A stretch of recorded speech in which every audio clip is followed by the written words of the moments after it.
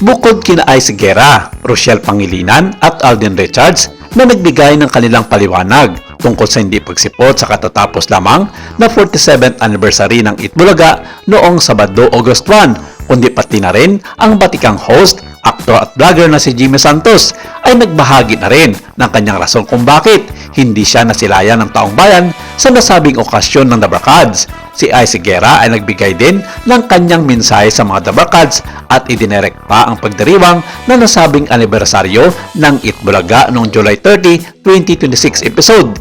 Isang makabuluhang pagbabalik sa pinagmulan kasabay ng pagbabahagi niya ng isang nakakaantig na mensahe sa social media kung saan tinawag niyang Forever Home ang iconic na noontime show mula pa noong nagsimula siya bilang contestant noong 1987. Hindi man siya nasilayan sa harap ng kamera, pero sulit naman ang kanyang kontribusyon sa nasabing show ng papapakita lamang bilang isang solid barkads. Ganon din si sex bomb girl si Rochelle Pangilinan ay hindi rin nasilayan sa nasabing napakahalagang okasyon ng Itbulaga. Kahit naman na hindi nakasama ng sex bomb sa Itbulaga anniversary si Rochelle Pangilinan ay proud na barkads pa rin siya. Marami kasi ang natuwa na mag-guest sa Itbulaga ang sex bomb girls. Pero syempre, hinanap ng mga fan ni si Rochelle Pangilinan na OG sex bomb, ngunit sa nakakalungkot na pangyayari, hindi rin ito nasilayan sa harap ng kamera. Sabi, may duda na hindi ito nakapag-guest sa Itbulaga dahil under ito ng GMA Network. May iba pa nga nag-react na sana pinayagan ng GM7 na mag-guest si Rochelle pati na rin si Alden Richards sa 47th anniversary ng noontime show ni Tito Soto, Vic Soto at Joey De Leon. Anyway, wala man sa heavy guesting ng sex bomb si Rochelle noong Sabado ay ibinida naman niya sa isang post na siya ay proud the barkads. Nakasuot nga ng red t-shirt si Rochelle na may nakalagay na numerong 1997, taon kung saan nagsimula siya sa Itbulaga. Pero iba naman sa kaso ni Alden Richards dahil ang kanyang pag-absent sa nasabing 47th year anniversary ng EB ay naging mainit pa na usapin sa buong social media community.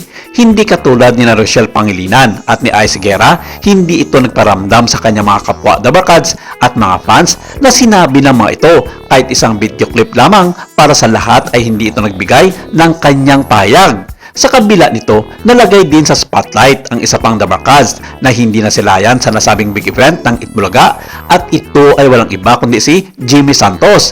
Sa ngayon, balik Canada muna ang batikang aktor sa kanyang pamilya matapos ang isa't kalating taong pamamalagi at pagbabakasyon dito sa Pilipinas.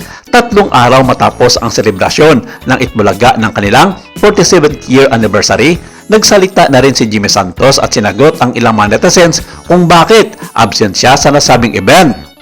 Gayong isa siya sa mga haligi ng nasabing noontime show na pumasok mula pa noong 1980 kasama ang iba pang mga host na sina Christine Jacob at ang namayapang si Rio Diaz. Sa nasabing exclusive interview via phone patch ng isang kilalang showbiz news media portal online, ipinaabot ni Jimmy Santos ang kanyang pagbati sa buong Dabrakads, lalong-lalo na sa trio na sina Tito, Vic at Joey.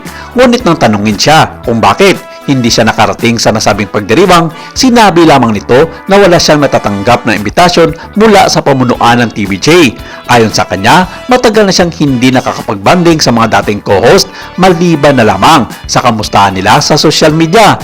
Dagdag pa niya, 4 na sunod-sunod na taon na nagdiriwang ng taon ng anibersaryo ang nasabing noontime show. Sinabi nito na wala na siyang natatanggap ng anumang mga imbitasyon mula sa TVJ.